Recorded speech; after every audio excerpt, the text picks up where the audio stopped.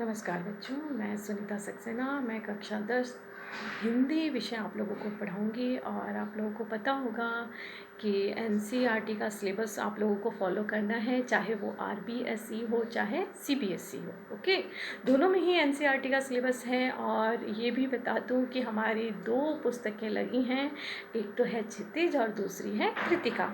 तो चलिए time waste ना करते हुए फटाफट आप लोग बुक निकाल लीजिए और मैं चैप्टर शुरू करती हूँ। पद का फर्स्ट चैप्टर है सूरदास। सूरदास जी का जन्म 1478 में माना जाता है और एक मान्यता के अनुसार इनका जो जन्म स्थल है वो मथुरा के निकट रोनकता गांव या रेणुका क्षेत्र माना जाता है। और दूसरे के अनुसार जो है इनका जन्म दिल्ली के निकट सीग में माना जाता है। हो गई ना कन्फ्यूजन? देखो बेटा, चाहे कबीरदास जी हो, सूरदास जी हो, साईं बाबा हो, इनके जो बर्थ प्लेस है ना उसके बारे में बहुत ज़्यादा कन्फ्यूजन है, यानी एक मत नहीं है। हर विद्वान अलग अलग मत देते हैं। तो थोड़ा सा ये आप लोगों को प्रॉब्लम रहेगी, बट आप लोग जो है अगर दिल्ली के निकट से ही गाँव करते हैं तो गलत नहीं माना जाएगा। ओके, चलिए आगे देखते हैं। सूरदास जी के जो गुरु थे वल्लभाचार्य थे और अष्टछाप के कवियों में सूरदास जी अत्यंत लोकप्रिय कवि माने गए हैं। मथुरा के निकट मथुरा और वृंदावन के बीच गौ घाट पे श्रीनाथ जी के मंदिर में भजन पूजन जो है सूरदास जी करते रहते थे। और सन 1583 में पारसौली नामक स्थान पर उनका निधन हो गया। जो आया है वो जाएगा। तो सूरदास जी 1478 में आए और 1583 में चले गए। उनके प्रमुख 3 ग्रंथ हैं, सूरसागर, साहित्य लहरी और सूर सारावली। सूरसागर जो है उनका सर्वाधिक लोकप्रिय ग्रंथ है। खेती और पशुपालन वाले समाज का दैनिक अंतरंग चित्र और मनुष्य की स्वाभाविक वृत्तियों का चित्रण सूर की कविता में मिलता है। सूर वात्सल्य और श्रृंगार के श्रेष्ठ कवि थे। वात्सल्य रस का स्थायी भाव है वत्सलता, यानी माता और पुत्र के बीच का जो प्रेम होता है उसे वात्सल्य रस कहते हैं। और जैसे कि आप लोगों को पता होगा कि श्रृंगार रस का स्थायी भाव है रति, और इसमें जो है नायक नायिका के मिलन और विछोह का वर्णन होता है। ठीक है, कृष्ण और गोपियों का प्रेम सहज मानवीय प्रेम की प्रतिष्ठा करता है। सूर ने मानव प्रेम की गौरव गाथा के माध्यम से सामान्य मनुष्यों की हीनता बोध से मुक्त किया, उनके जीने की ललक पैदा की। ललक पैदा की से मतलब ये है कि जब कृष्ण गोपियों को छोड़कर चले गए तो गोपियाँ जो हैं बहुत उदास हो गईं, उनका संसार में मन नहीं लगता था। तो इस पाठ के माध्यम से, कविता के माध्यम से जो है ये बताया, कृष्ण जी ने संदेश दिया कि कैसे वो कृष्ण से दूर रहकर भी कृष्ण से प्रेम कर सकती हैं। इनकी कविता में ब्रज भाषा का निखरा हुआ रूप है। तो आपको याद रखना होगा कि सूरदास जी की कविता का जो भाषा है वो ब्रज भाषा है। वह चली आ रही लोकगीतों की परंपरा की श्रेष्ठ कड़ी है। यहाँ सूरसागर में भ्रमर गीत से 4 पद लिए गए हैं। भ्रमर गीत, ओके, देखिए भ्रमर गीत का मतलब क्या है। सूरदास जी जब उद्धव जी को संदेश वाहक बनाकर भेजते हैं कि आप जाओ और गोपियों को जो है निर्गुण ब्रह्म की उपासना का संदेश दो। देखो बेटा, निर्गुण ब्रह्म का मतलब होता है जो ईश्वर के अस्तित्व को तो मानते हैं लेकिन ईश्वर के रंग रूप आकार को नहीं मानते। ठीक है, और सगुण उपासक वो होते हैं जो ईश्वर के रंग रूप आकार को मानते हैं।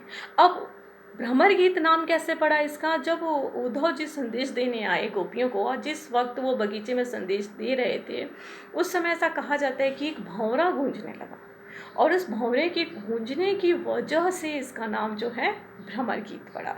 ठीक है, कितनी अच्छी बात है। कृष्ण ने मथुरा जाने के बाद स्वयं न लौटकर उद्धव के जरिए गोपियों के पास संदेश भेजा था। उद्धव ने निर्गुण ब्रह्म एवं योग का उपदेश देकर गोपियों की विरह वेदना को शांत करने का प्रयास किया। विरह वेदना यानी श्री कृष्ण से जो उनका बिछोह था, वो जो दर्द था उसको विरह नाम दिया गया है। और उस वेदना, उस दर्द को भुलाने के लिए उद्धव को श्री कृष्ण ने निर्गुण ब्रह्म की उपासना का संदेश देकर भेजा था। गोपियाँ ज्ञान मार्ग की बजाय प्रेम मार्ग को पसंद करती थी। निश्चित बात है, जो श्री कृष्ण को देख ले एक बार वो भूल नहीं सकता। फिर उन गोपियों ने तो श्री कृष्ण के साथ कितना वक्त बिताया था, तो कैसे कृष्ण को भूल जाती। और उधर कृष्ण थे, वो तो छलिया थे, लीला करने आए थे, गोपियों का मन मोह कर चले गए। गोपियाँ ज्ञान मार्ग की बजाय प्रेम मार्ग को पसंद करती थी, इस कारण उन्हें उद्धव का शुष्क संदेश पसंद नहीं आया। तभी वहाँ एक भौरा पहुँचा, यहीं से भ्रमर गीत का प्रारंभ हुआ। गोपियों ने भ्रमर के बहाने उद्धव पर व्यंग्यबाण छोड़ा, यानी व्यंग का मतलब होता है अपनी बात को सीधे ना कहकर मजाक में कहना, है ना। सीधे सीधे कह देते हैं कि उद्धव तुम बदतमीज हो, बेवकूफ़ हो, तो उद्धव जी को बुरी लगती, तो उन्होंने भंवरे को माध्यम बनाकर उद्धव को संदेश दिया। किसने? गोपियों ने। और उद्धव खुद किस लिए आए थे? वो कृष्ण का संदेश गोपियों के लिए लेकर आए थे, लेकिन यहाँ तो गोपियों ने ही उद्धव को बहुत कुछ सुना दिया। चलिए हम पढ़ते हैं।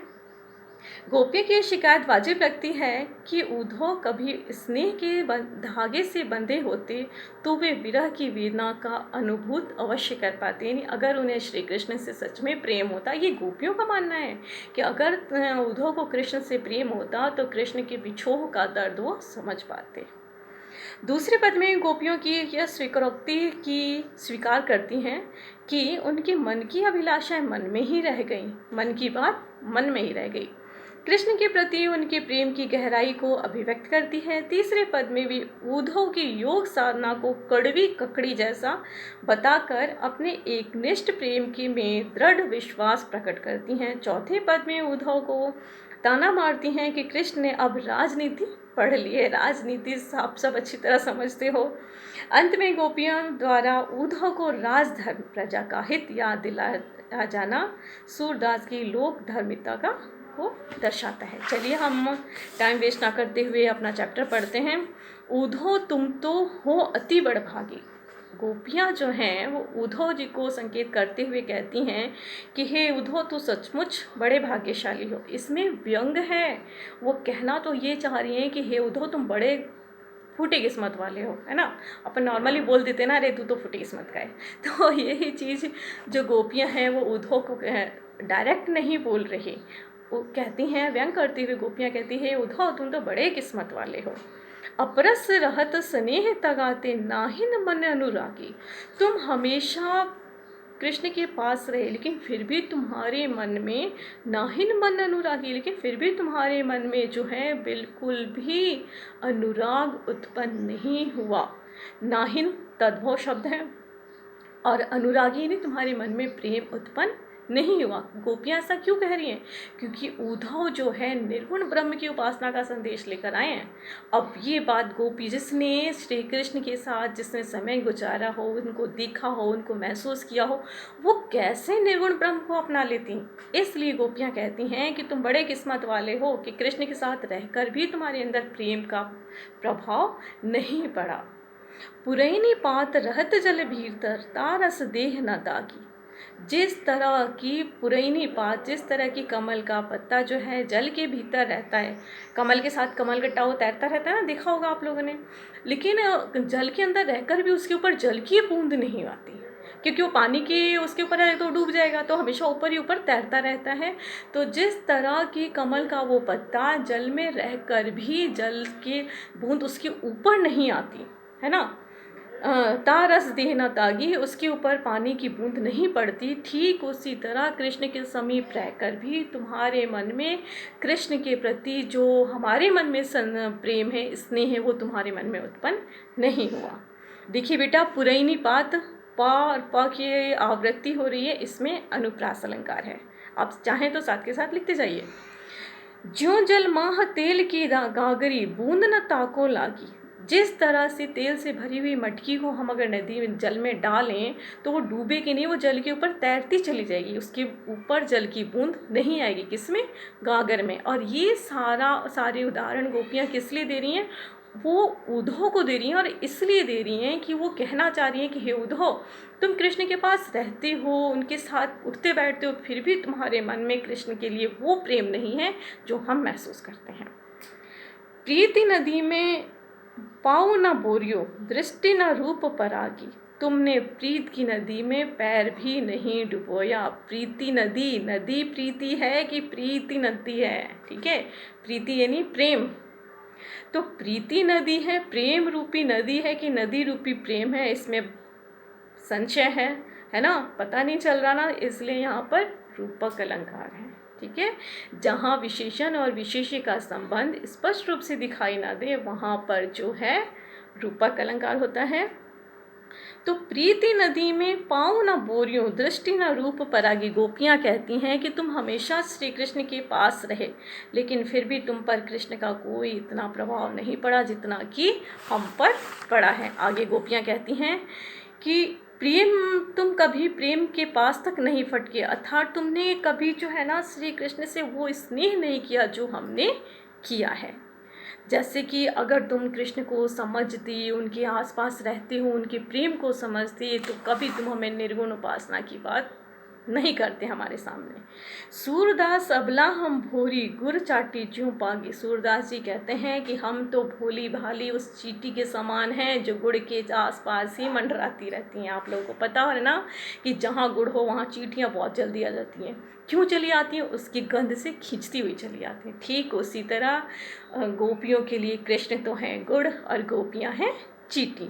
तो सूरदास अबला हम भोली, सूरदास जी कहते हैं कि गोपियाँ कह रही हैं कि हम तो बड़ी भोली हैं, और गुड़ चाटी ज्यों पागी, हम तो जो है श्री कृष्ण के प्रेम में डूबी हुई हैं। श्री कृष्ण हमारे गुड़ हैं और हम चींटियों के समान हैं जो उनके पीछे पीछे चिपक जाती है, उनसे लिपट जाती हैं। इसमें माधुर्य गुण है।